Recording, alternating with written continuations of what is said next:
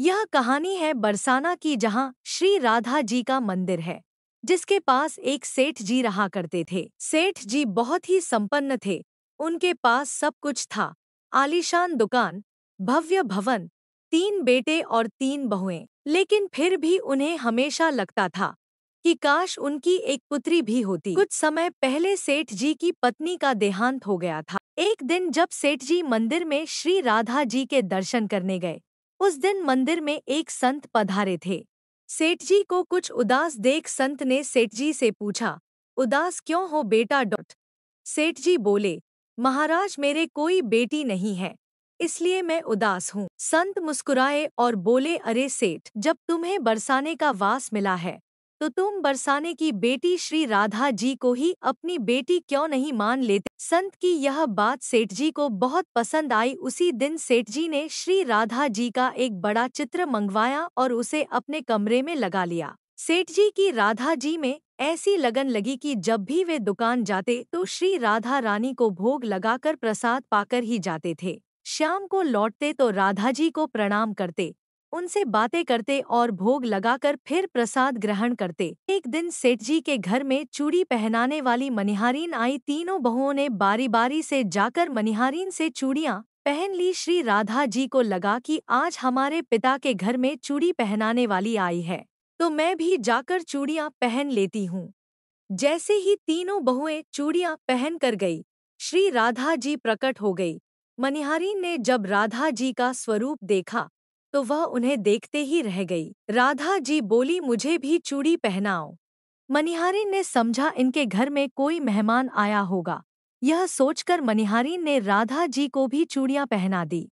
सभी को चूड़ियां पहनाकर मनिहारीन हमेशा की तरह चूड़ियों का पैसा लेने सेठ जी की दुकान पर चली गई।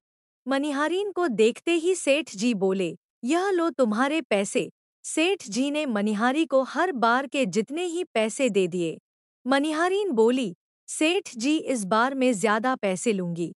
मैंने आपके घर में 3 जनों को नहीं बल्कि 4 जनों को चूड़ियां पहनाई है। सेठ जी बोले, हमारे घर में 3 बहुओं के अलावा चौथी तो कोई है ही नहीं। चूड़ी पहनने वाली मनिहारीन बोली, यह मैं नहीं जानती, लेकिन मैंने तो चूड़ी 4 को पहनाई है। सेठ जी बोले कि बाकी के पैसे में पहले घर में पता करूंगा, उसके बाद दूंगा। मनिहारीन बोली, ठीक है सेठ जी। शाम को सेठ जी घर पर पहुंचे। उन्होंने घर में मनिहारीन के बारे में पूछा। उनकी बहुओं ने कहा कि केवल हम तीनों ने ही चूड़ियां पहनी थी। इस प्रकार सेठ जी यह बात भूल गए और अपने नित्य काम में लग गए। सेठ जी राधा राधा बोलते बोलते श्री राधा जी को प्रसाद का भोग लगाकर और भोजन करके सो गए। जब सेठ जी को नींद आ गई तो उनके स्वप्न में श्री राधा जी प्रकट हो गई। राधा जी बहुत उदास थी, उनकी आंखों में आंसू थे। सेठ जी ने पूछा, बेटी उदास क्यों हो? श्री राधा जी बोली, मैंने आज अपने पिता का घर समझकर यहाँ उस मनिहारिन से चूड़ियां पहनी थी, परंतु पिताजी आपने उस मनिहारिन को मेरी चूड़ियों का मोल नहीं चुकाया।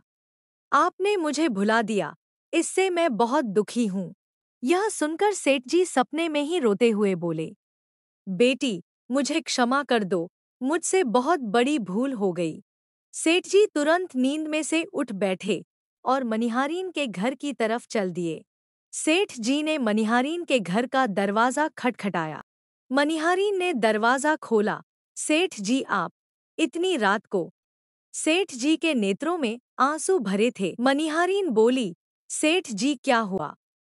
सेठ जी बोले, मैंने राधा जी को अपनी बेटी बनाया, परंतु मैंने उन्हें कभी अपने नेत्रों से नहीं देखा, लेकिन तुमने आज उन्हीं राधा जी को अपने हाथों से चूड़ियां पहनाई है। आज तुम्हारे जितना भाग्यशाली इस धरती पर कोई नहीं है।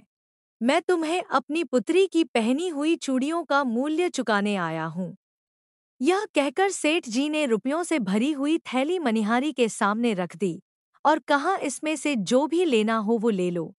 जब मनिहारीन ने सुना कि स्वयं राधा जी उससे चूड़ियां पहनने आई थी तो उसकी आंखों से भी आंसुओं की धारा बह निकली।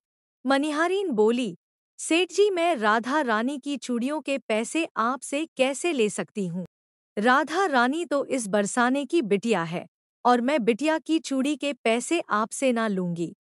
परंतु सेठ जी नहीं माने। सेठ जी ने रुपयों से भरी हुई थैली मनिहारीन के घर पर रखी और वहां से सीधे श्री राधा जी के मंदिर चले गए।